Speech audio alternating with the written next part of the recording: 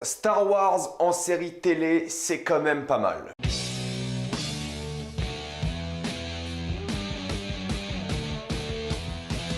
The Mandalorian, épisode 1. Comme d'habitude, jusqu'à minute indiquée dans le titre de la vidéo, il n'y aura pas de spoiler, jusqu'à vous êtes tranquille, après on va tout spoiler. The Mandalorian raconte l'histoire donc de ce Mandalorien qui est un chasseur de primes qui va se voir accorder une chasse vraiment intéressante. On va donc suivre ses aventures pour arriver au bout de cette prime. Synopsis complètement claqué, mais j'ai pas envie d'en révéler trop parce que les bandes annonces n'avaient pas du tout montré ce qui allait se passer dans cette série. En tout cas, il faut savoir que dans Mandalorian, ça sort le 31 mars 2020 en France et en Europe de manière générale, mais on n'a qu'à dire que j'habite aux États-Unis. Vous avez compris ce que je suis en train de dire, mais c'est vrai que j'allais pas attendre 6 mois pour regarder The Mandalorian et encore moins pour vous en parler. Tout simplement parce que je trouve ça complètement stupide, surtout dans un monde complètement mondialisé, qu'il faut avoir de la régionalisation pour du contenu digital. Je sais qu'il y a plein de lois qui rentrent en compte, je sais que les États-Unis c'est pas l'Union Européenne, etc.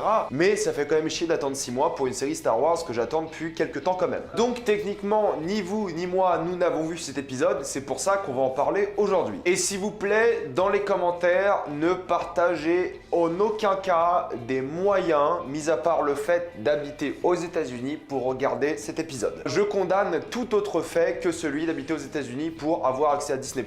États-Unis ou Pays-Bas, je sais plus trop quel pays en Europe y a accès. Maintenant, on va parler de Mandalorian et c'est vrai que c'est une série que j'attendais depuis pas mal de temps quand même. Le showrunner est Jon Favreau, l'un des gros noms de Disney. Beaucoup le considèrent comme un yes man et moi aussi. Il a donc écrit cette série, du moins le premier épisode, mais le premier épisode est réalisé par Dave Filoni, que vous connaissez parce que c'est le showrunner de la série Clone Wars. C'est la première série live action Star Wars et je suis content. Parce que les films Star Wars, même si moi j'aime bien la postologie, c'est vrai que c'est un peu n'importe quoi, on va l'admettre. Et là la série, et je pense que toutes les séries Star Wars, on aura quelque chose de très très lourd. Parce que ce premier épisode de Mandalorian, il est pas vraiment excellent, mais il présage de très bonnes choses et il présage surtout une sorte de cohérence, une sorte de respect pour l'univers de George Lucas que la postologie n'a pas spécialement. Ça ne veut pas dire que la postologie est mauvaise, vous en pensez ce que vous voulez, vous savez ce que moi j'en pense, mais ça veut dire qu'au moins il y a une sorte de retour aux sources qui est assez intéressant et ça a l'air beaucoup plus intéressant visuellement en tout cas que la postologie. Ce qui en soit assez triste, mais c'est aussi un moyen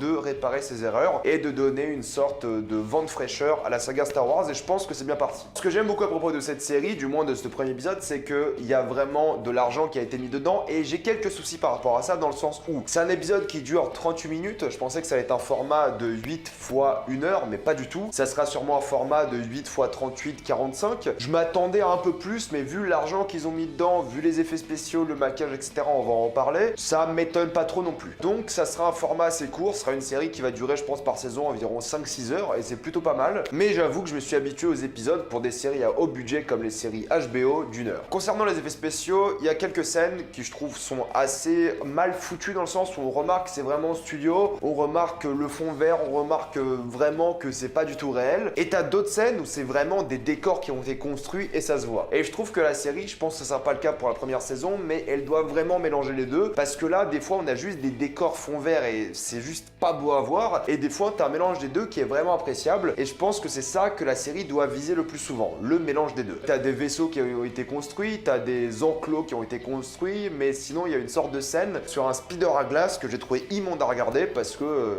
juste, il y a rien, quoi. Donc, effets spéciaux, je trouve qu'il y a des choses à améliorer. Par contre, c'est vrai que tout ce qui est costume, alors là, c'est absolument génial. Tout ce qui est personnages et effets spéciaux, là, encore une fois, c'est génial. Les maquillages, les prothèses, c'est super impressionnant. J'ai rarement vu des choses aussi convaincantes dans une série télé. Après, c'est Disney, on sait qu'ils ont de l'argent, mais ils l'ont vraiment bien utilisé. Ça me fait beaucoup penser aux peintures de Ralph McQuarrie, qui était l'un des dessinateurs de la trilogie originale. D'ailleurs, le générique de fin, c'est une sorte de reconstitution de l'épisode, mais en mode peinture, et ça fait vraiment penser à Ralph McQuarrie. C'est pour ça que je trouve que c'est un bel hommage à l'univers original de Star Wars. Et ce que je trouve assez dingue, c'est que c'est pas une série qui est complètement pleine d'action. Ils ont essayé d'instaurer, et je pense qu'il va revenir très souvent dans la série, une sorte de mythe par rapport au Mandalorien. Le Mandalorien, lui, alors je trouve que c'est une bonne bonne réussite en tout cas dès le début, parce que je pensais que ça allait être un badass trop puissant, vraiment invulnérable, et pas du tout. Il y aura des flashbacks par rapport à ce personnage, on va expliquer d'où il vient, comment il vient, et surtout nous montrer qu'en fait c'est peut-être pas un badass ultime, c'est quand même un badass, mais il est vulnérable, il a des défauts, il a des qualités, et je trouve que c'est vraiment bien mis en scène. Surtout le mythe qui va être important par rapport à ce personnage, c'est que les Mandaloriens sont connus dans l'univers de la série, et il y a plein de mythes, il y a plein d'histoires, par exemple comme le fait qu'il n'enlève jamais son masque. Pour ceux qui se posaient la question, on entend la voix de Pedro Pascal, qui incarne donc le Mandalorien, et on l'entend dès le début. Donc tous les gens qui pensaient qu'il allait être muet tout le long, c'est faux, on l'entend dès le début. Je pense pas que c'est un spoiler, c'est vraiment la première minute de la série, parce qu'il y a plein de gens qui se plaignaient sur internet en mode on n'aurait jamais dû révéler son visage et juste le révéler à la fin, mais il a une voix vraiment reconnaissable, moi je l'aurais reconnu à des kilomètres. Pour moi c'est bien qu'il soit pas muet parce que ça aurait été un personnage vraiment bizarre, là il parle, c'est un vrai personnage, encore une fois il a des qualités, des défauts, des motivations, moi je kiffe ce personnage, et tout le mythe qu'ils ont par rapport à lui, tout l'univers étendu qu'il y a par rapport à d'autres personnages, par rapport vraiment à son armure par exemple, je trouve ça vraiment très réussi. Donc dans 38 minutes d'épisode, ils ont réussi à avoir plein d'univers étendus, ils ont réussi à avoir plein de nouvelles créatures, j'adore le fait qu'il y a des nouveaux aliens, j'adore le fait qu'il y ait des bestioles et qu'il y a un bestiaire qui ressurgisse, parce que dans les films maintenant il y a quasiment pas de bestioles et les bestioles qu'il y a dans les films elles sont un peu ridicules. Là c'est vrai que j'ai trouvé ça utile, kiffant, et ça donnait vraiment de l'univers, et ça va être la plus grande force de la série je pense, c'est vraiment avoir un univers étendu incroyable, parce que c'est une série, tu peux faire plein d'épisodes, tu peux te faire plaisir, et ça j'ai vraiment adoré. Pour parler de la mise en scène, c'est Dave Filoni qui s'en occupe, et je trouve que des fois c'est un peu bizarre, dans le sens où la mise en scène mélangée au montage, t'as des fois des personnages vont parler et ça va couper au mauvais moment. En général, ce que je sais des bases du montage, tu laisses le personnage parler avant de montrer son visage. Si tu montres son visage au tout début de sa phrase, ça fait bizarre en fait. Il faut au moins une syllabe, un son pour te montrer que la caméra va changer vers l'autre personnage et pour te montrer vraiment ce personnage en train de parler. Et là, durant la scène avec Werner Herzog, ça le fait pas du tout, et j'ai trouvé ça assez bizarre. Pareil, quand t'as une scène où t'as le Mandalorien qui s'assoit, il est complètement hors du cadre pendant une demi-seconde, et c'est assez bizarre vu l'argent qu'ils ont dedans. C'est pas du tout immersif, c'est juste, on dirait que c'est mal cadré. Le montage est un peu trop rapide, donc le montage, j'ai du mal. Il y a des transitions à la Star Wars, genre le cadre qui s'ouvre et tu montres un vaisseau, etc.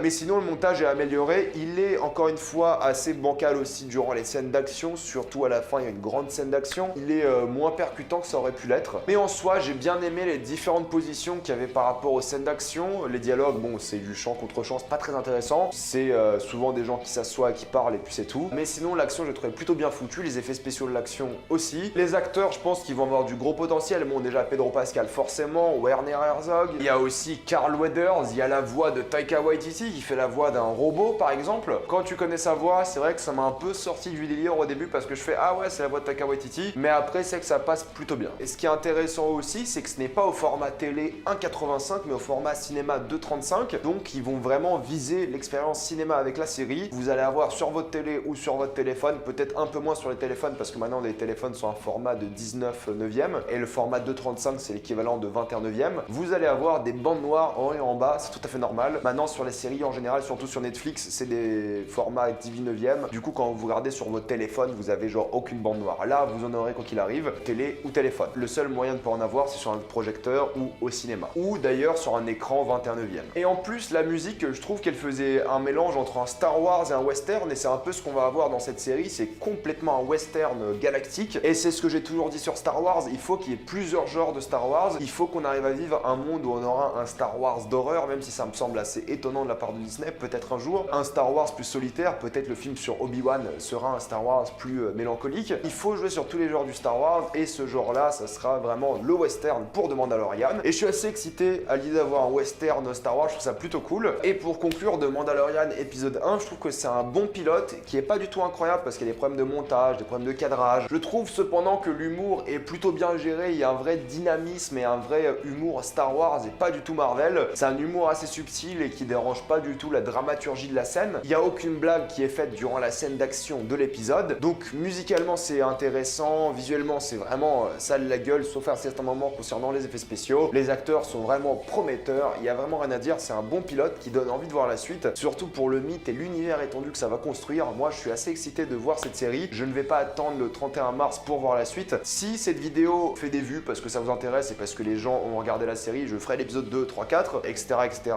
mais sinon j'attendrai la fin de la série, fin décembre, et vous aurez la vidéo après mes petites vacances de décembre en janvier. Sauf si j'ai pas de chance, pour une raison obscure, Disney me strike ou me fait une connerie parce que peut-être j'ai pas le droit d'en parler, mais je réside aux États-Unis, Disney, sachez-le. Donc techniquement, comment ça marche, j'en sais rien. J'espère juste que cette vidéo va rester en ligne, voilà, et que je me ferai pas démonétiser comme une merde, comme je me fais démonétiser d'habitude. En tout cas, vu que je me fais démonétiser, ça serait sympa de vous abonner à la chaîne pour plus de vidéos, de mettre un j'aime et de partager cette vidéo, ça aide beaucoup la chaîne. Et si vous aimez la chaîne, pensez à la soutenir sur Utip grâce au lien dans la description et dans le commentaire épinglé. Vous regardez une pub et ça me fait de l'argent gratuitement, ou vous faites un petit don. Suivez-moi sur Instagram pour des critiques exclusives, suivez-moi sur Twitter pour toutes les news et on spoil.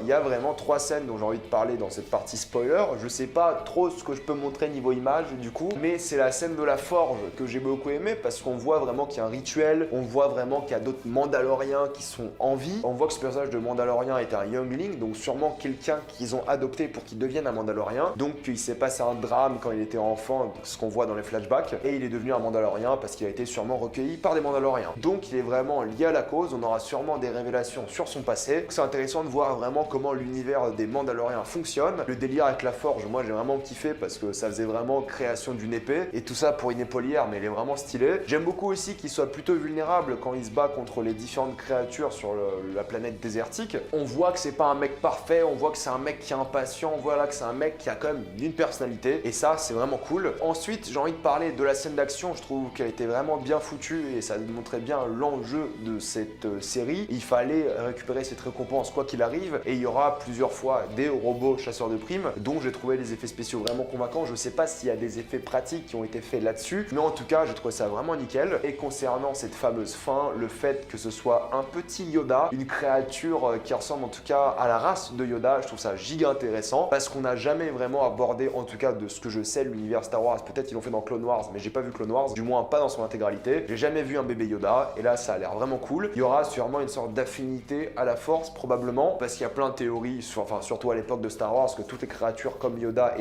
avaient des affinités à la force. On verra ce que ça donne, mais c'est que c'est une belle fin qui te dit voilà, ça sera un mec qui va protéger cet enfant, il va peut-être vouloir refuser de le vendre. J'ai hâte de voir comment les autres personnages vont rentrer en jeu, j'ai hâte de voir comment ça va se continuer parce que là il a quand même un poids important sur les épaules, il a un putain de bébé Yoda. Qu'est-ce qu'il va faire? Est-ce qu'il sait ce que c'est? J'ai pas l'impression parce qu'il avait l'air un peu douteux. Me concernant, j'ai vraiment hâte de voir la suite, c'était vraiment un beau cliffhanger et ça donne vraiment envie. Mettez-moi dans les commentaires pour ceux qui ont vu l'épisode ce que vous en avez pensé et est-ce que vous avez kiffé ce cliffhanger, tout ça dans les commentaires. Pensez à vous abonner à la chaîne pour plus de vidéos, mettez un j'aime et partagez cette vidéo, ça aide beaucoup la chaîne. Si vous aimez la chaîne, pensez à la soutenir sur Utip en faisant un don ou en regardant une petite publicité. Suivez-moi sur Instagram pour des critiques exclusives, suivez-moi sur Twitter pour toutes les news et salut à tous.